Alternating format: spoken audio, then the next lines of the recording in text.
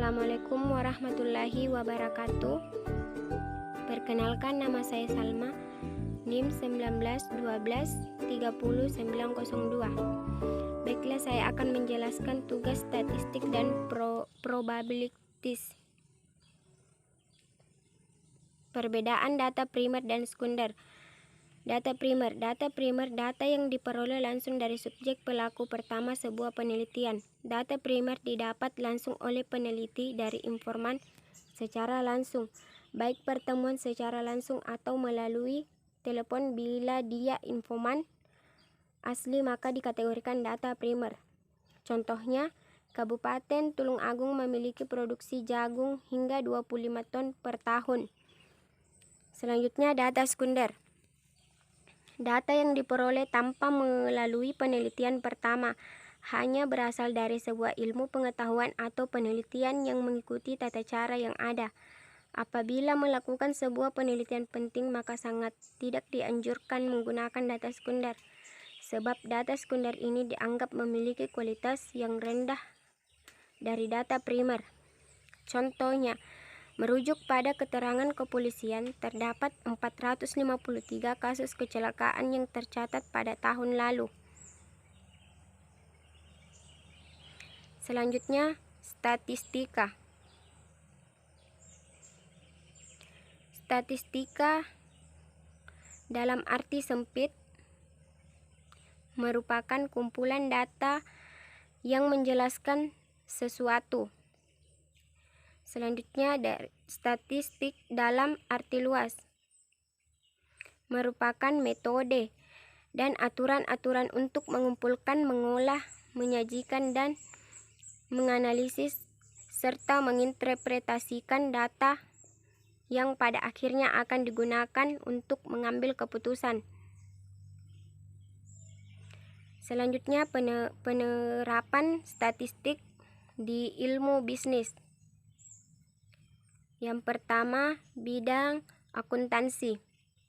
Perusahaan akuntan publik dalam rangka pengambilan sampel atau contoh akan menggunakan statistik di mana sampel tersebut harus memenuhi kaidah-kaidah tertentu ketika melakukan audit terhadap kliennya. Yang kedua, keuangan atau finansis.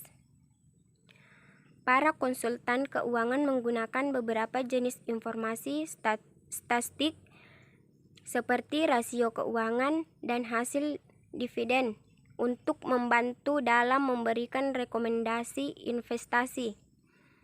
Yang ketiga, pemasaran atau marketing. Pengambilan sampel untuk penelitian dalam rangka peluncuran produk baru. Masyarakat sebagai responden diminta pendapat mengenai produk yang akan diluncurkan tersebut. Yang keempat, ekonomi. Para ahli ekonomi menggunakan statistik untuk memperkirakan atau meramalkan kondisi ekonomi masa mendatang. Yang kelima, bidang penelitian ekonomi dan bisnis.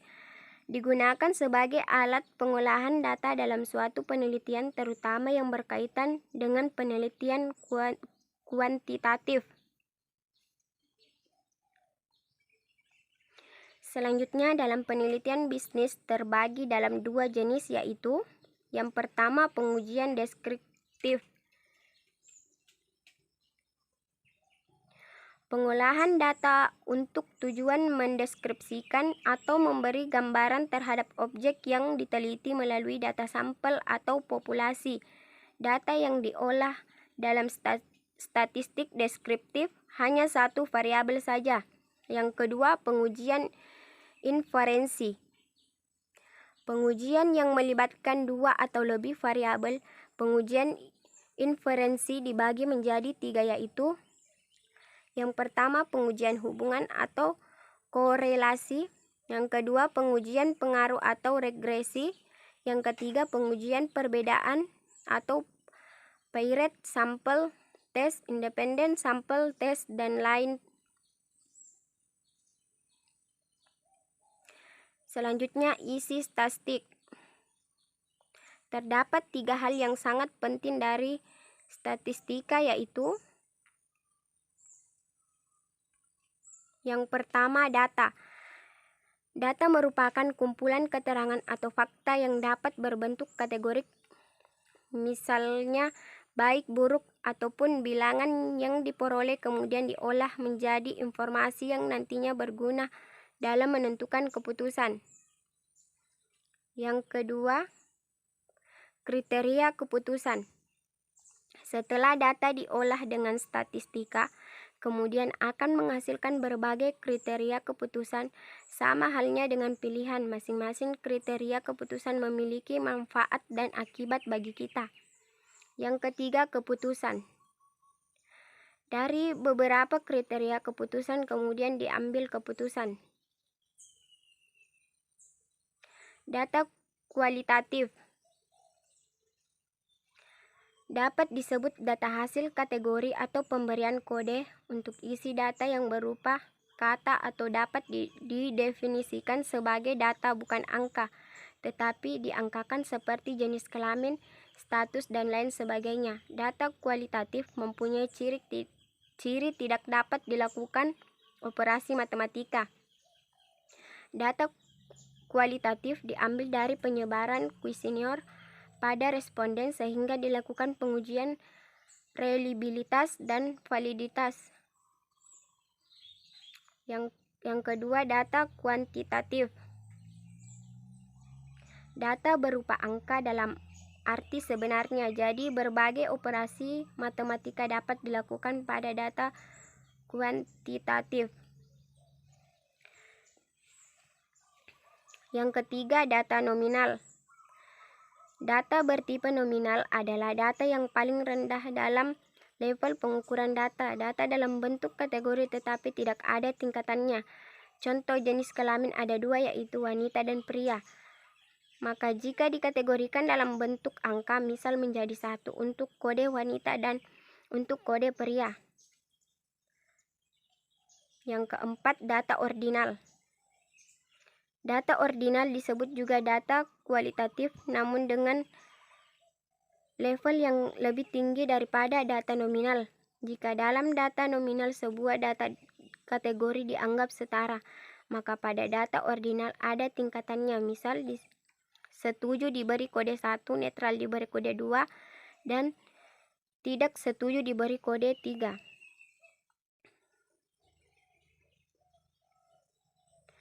Yang kelima, data interval.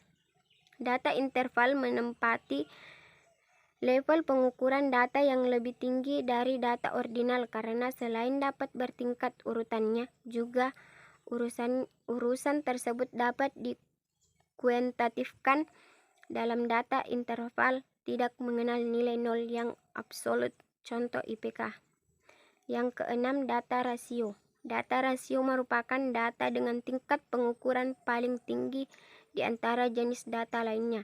Data rasio adalah data bersifat angka dalam arti sesungguhnya.